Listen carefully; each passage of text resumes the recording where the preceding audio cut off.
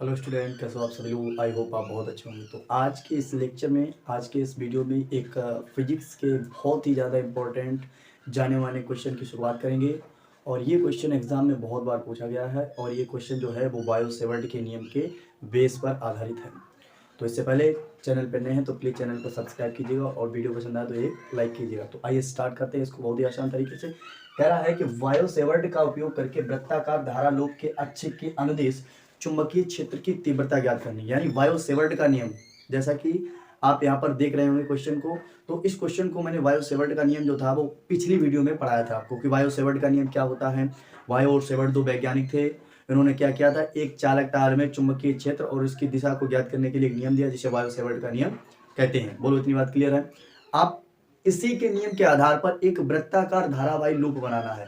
तो आइए स्टार्ट करते हैं। देखिए, सबसे पहले यहाँ पर एक ये हमने जो बना रखा है, ये आपका एक वृत्ताकार धारावाही लूप हो गया। क्या हो गया? वृत्ताकार धारावाही लूप हो गया। थोड़ा ये तिरछा सा बन रहा है, इसको दोबारा बनाने का प्रयास करते हैं तो ध्यान दीजिएगा। इस टाइप से ये आपका वृत्ताकार धारावाही लूप हो गया। इतनी बात क्लियर है। और इसके केंद्र से इसके परिध तक की दूरी क्या कहलाती है? तो आप कहेंगे आर कहलाती है, यानी त्रिज्या होती है। तो यहाँ पर हो गई आर। बोलो, इतनी बात क्लियर है। अब यहाँ से इसके केंद्र से x दूरी पर, यानी x दूरी पर एक बिंदु P है जहाँ पर हमें चुंबकीय क्षेत्र ज्ञात करना है। और ये जो है इसके स्पर्श करते हुए, वृत्त के परिध को स्पर्श करते हुए रेखा यहाँ पर बिंदु P पर इसको मिला दी जाएगी। बोलो, इतनी बात क्लियर है।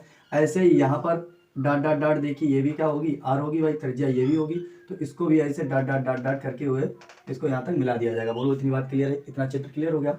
अब क्या करेंगे, इस बिंदु की जो रेखा है इसको थोड़ा बाहर बढ़ाएंगे, इसको ऐसे ले जाएंगे, इसको ऐसे, और यहाँ से एक इस पर लंब भी डाल दिया जाएगा। बोलो, इतनी बात क्लियर है। अब देखिए, जहां पर ये जो इसका क्षैतिज घटक है, क्या क्षैतिज घटक है, वो यहाँ पर डीवी साइन थीटा होगा। क्या होगा? डीवी साइन थीटा हो जाएगा। बोलो, इतनी बात क्लियर। अब डीवी साइन थीटा क्यों होगा? बी साइन थीटा भी तो सकता है, क्योंकि हम अल्प चुंबकीय क्षेत्र ज्ञात करेंगे और उसका समाकलन कर देंगे तो वो टोटल चुंबकीय क्षेत्र कहलाएगा। बोलो, इतनी बात क्लियर है। इसीलिए अगर ये डीवी साइन थीटा होगा तो ये भी क्या होगा? डीवी साइन थीटा होगा। अब ये डीवी साइन थीटा, ये भी डी साइन थीटा है, तो ऊपर वाला जो होगा ऊर्ध्वाधर घटक होगा वो आपका हो जाएगा D V cos theta. D V cos theta ये हो जाएगा आपका डीवी कॉस थीटा। बोलो, इतनी बात क्लियर है। अब इसके बाद कुछ नहीं करना होगा। देखिए, यहाँ पर आपको बिंदु ओ से परिध तक की दूरी आर है और बिंदु ओ से एच दूरी पर एक बिंदु पी है जहाँ में चुंबकीय क्षेत्र की तीव्रता ज्ञात करनी है, लेकिन ये वाली दूरी अभी हमने नहीं निकाली है। तो आपने हाई स्कूल के मैथ की बुक में पाइथागोरस थ्योरम में पढ़ी होगी और वही पाइथागोरस प्रमेय का प्रयोग करके ये वाली दूरी निकाली जाएगी।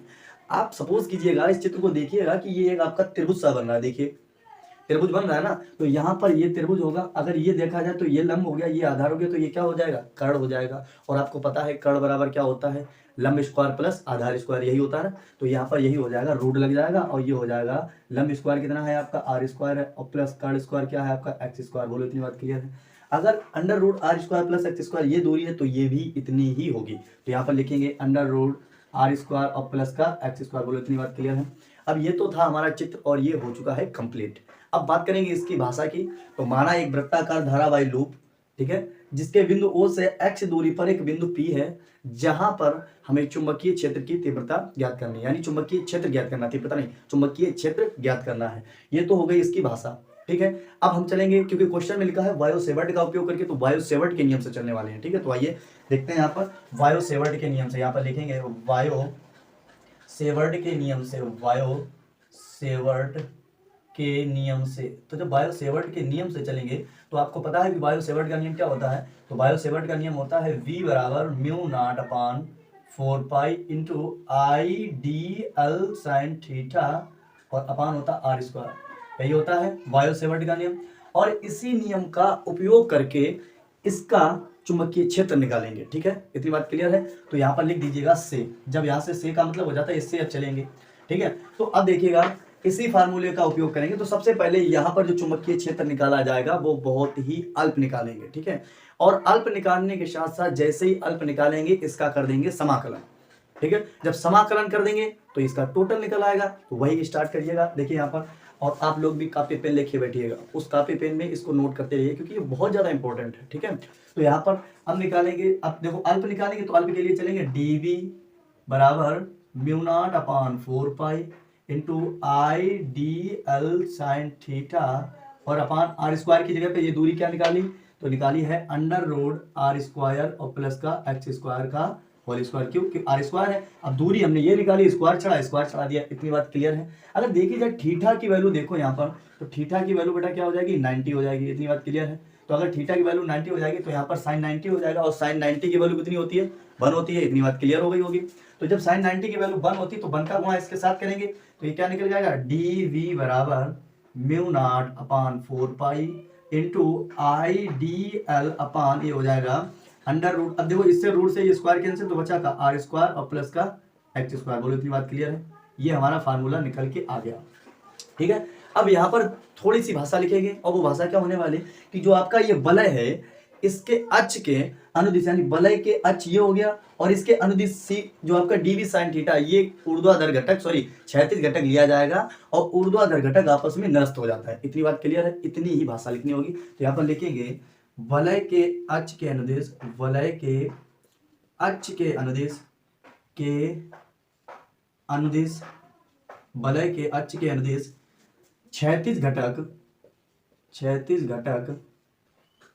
घटक डीवी साइन थीटा को जोड़ने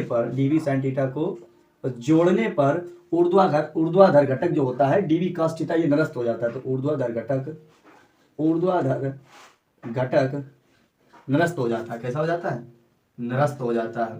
तो जब निरस्त हो जाता है तो क्या करेंगे भाई यहाँ पर, अब देखो ये जब निरस्त हो जाता है तो डीवी साइन थीटा कह रहा है जो आपका ये क्षैतिज घटक है वो इसमें जुड़ जाएगा, तो डीवी साइन थीटा जो है वो यहाँ पर जुड़ जाएगा। इतनी बात क्लियर है। तो जब यहाँ पर जुड़ जाएगा तो आगे बोलिए क्या हो जाएगा, तो लिखेंगे डीवी बराबर mu naught upon 4 pi into ये हो जाएगा आई डी एल, और ये क्या जुड़ जाएगा साइन थीटा, तो यहाँ पर हो जाएगा साइन थीटा और अपान ये हो जाएगा आर स्क्वायर और इंटू एक्स स्क्वायर। बोलो इतनी बात क्लियर है। अब कुछ नहीं करना है, इसी का क्या कर देंगे समाकलन कर देंगे। तो अब हम यहाँ पर भाषा क्या लिखने वाले हैं कि पूरी वलय का संपूर्ण चुंबकीय क्षेत्र, पूरी वलय का संपूर्ण चुंबकीय क्षेत्र, तो वहीं पर यहीं पर भाषा लिखेंगे पूरी वलय का संपूर्ण चुंबकीय क्षेत्र। तो जब संपूर्ण चुंबकीय क्षेत्र निकालेंगे भाई तो क्या हो जाएगा, तो इसका जो संपूर्ण चुंबकीय क्षेत्र होगा वो हो जाएगा V, और बराबर क्या हो जाएगा इसका समाकलन, तो यहाँ पर लिख दिया जाएगा dV। बोलो इतनी बात क्लियर है। अब कुछ नहीं करना है, बस यहीं पर V बराबर dV आ गया तो dV की यहाँ पर वैल्यू पुट कर देंगे। तो V बराबर हो जाएगा dV की वैल्यू क्या है बोलो, यहाँ पर है समाकलन म्यू नॉट अपान 4 पाई और into I D L sine theta और अपान क्या हो जाएगा आर स्क्वायर और एक्स स्क्वायर, क्योंकि ये वाली दूरी जो है ये वाला जो मान है वो डीवी का, तो डीवी की जगह पे पुट कर दिया। अब यहाँ से mu naught upon 4 pi R square plus X square I sine theta constant value बाहर लाओ उनको, जब बाहर लाएंगे तो बी बराबर हो जाएगा म्यू नॉट अपान 4 पाई और इंटू आई साइन थीटा और अपान ये हो जाएगा R square plus X square, और ये समाकलन क्या हो जाएगा डीएल। अब देखिए हमने आपको पिछली वीडियो में बताया था कि समाकलन जब करना हो और किसी के साथ डी लगा हो तो क्या करेंगे, उस डी को हटा देंगे। ठीक है, तो अगर यहाँ पर डायरेक्ट और करना चाहें तो यहाँ पर सीधे से लिख सकते हैं कि समाकलन जो डी एल होगा वो क्या कहलाएगा 2 पाई आर, यानी जो ये आपकी वलय बनी हुई है धारावाही वृत्ताकार वलय है वो इसकी त्रिज्या के उसके परिधि के बराबर हो जाती है, क्योंकि इसका समाकलन करेंगे तो यल आएगा और यल बराबर क्या हो जाएगा 2 पाई आर। बोलो इतनी बात क्लियर है, 2 पाई आर हो जाएगी। तो डायरेक्ट ही हम यहाँ पर लिख देते हैं, यहाँ पर लिख देंगे 2 पाई आर। इतनी बात क्लियर है बोलो। जब यहाँ पर लिख दी जाएगी तो यहाँ पर रखेंगे आके, तो v बराबर हो जाएगा mu naught upon 4 pi into आई, ये हो जाएगा डीएल की जगह क्या रखा जाए 2 पाई आर और इंटू हो जाएगा साइन थीटा और अपान हो जाएगा आर स्क्वायर और प्लस एक्स स्क्वायर। इतनी बात क्लियर है, यहाँ तक तो आप सभी को क्लियर हो गया होगा। अब देखो साइन थीटा है ये आपका घटक है, तो इस घटक को भी निकालना जरूरी है, यानी इस घटक का मान भी निकालना जरूरी है। तो यहाँ पर कुछ नहीं करेंगे, बस यहाँ पर चूकी लगा के लिखेंगे साइन थीटा, और साइन थीटा बराबर आप सभी को पता है कि लंब बटे कर्ण होता है। बोलो क्या होता है, लंब बटे कर्ण। अब लंब देखिएगा यहाँ पर कितना है, तो लंब है आपका आर, तो यहाँ पर लिख दिया जाएगा आर, और बटे कर्ण कितना है अंडर रूट आर स्क्वायर और प्लस का एक्स स्क्वायर। बोलो इतनी बात क्लियर है।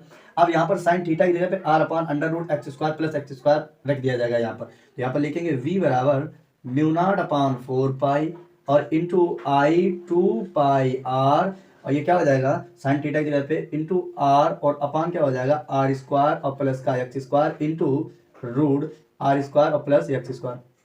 इतनी बात क्लियर है। अब इसके बाद क्या करेंगे हम लोग, इसके बाद यहाँ पर देखिएगा इसको क्या कर देते साफ कर देते हैं। ठीक है, इसके बाद आप देखिए यहाँ पर कि जो आपकी वैल्यू निकल के आई है, जो यहाँ पर आपकी वैल्यू निकल के आई है, क्या दिख नहीं रहा आप सभी को? यहाँ तक दिख रहा होगा कन्फर्म। तो जो वैल्यू निकल के आई है, अब क्या करेंगे, देखिए वैल्यू जो निकल के आती है वो यहाँ पर देखिएगा कि root R square plus X square, अगर रूट हटा दिया जाए यहाँ पर तो इसकी होल घात 1/2 हो जाएगी। क्या हो जाएगी? 1/2 हो जाएगी। तो यहीं पर हम यही करेंगे, यहाँ पर b बराबर लिखेंगे कि μ0/4 पाई इंटू आई, और आर क्या हो जाएगा 2 पाई इंटू आर स्क्वायर, ठीक है। और अपान ये देखो क्या हो जाएगा आर स्क्वायर और प्लस का एक्स स्क्वायर, और इंटू ये रूट जो हटेगा तो क्या हो जाएगा, तो इसे लिखेंगे R square plus X square की होल घात 1/2। कितनी बात क्लियर है? अब देखो इसकी घात 1 है, इसकी घात 1/2 है, तो आपको पता है कि गोले में घातें जुड़ती हैं। तो जब घातें जुड़ती हैं तो इसकी घात 1 है सपोज करो, और इसकी घात प्लस 1/2 है, तो इन्हें जब जोड़ेंगे तो 2 1 2 और 1 3, 3/2 हो जाएगी। टोटल घातें कितनी हो जाएंगी? 3/2। और इस 2 पाई से ये 4 पाई कितनी बार जाएगा? 2 बार में। तो यहाँ पर लिखेंगे v बराबर μ0/2 और इंटू ये हो जाएगा आई आर स्क्वायर, और अपान क्या हो जाएगा आर स्क्वायर और प्लस का एक्स स्क्वायर की होल घात कितनी हो जाएगी? 3/2। 3/2। और यही हमें ज्ञात करना था, यही था आपका चित्र और यही इसका डेरिवेशन था। तो आई होप आपको बहुत अच्छा लगा होगा। अगर चैनल पर नए हैं तो प्लीज़ चैनल को सब्सक्राइब कीजिएगा, और वीडियो पसंद आई हो तो उसको लाइक कीजिएगा। थैंक यू, धन्यवाद।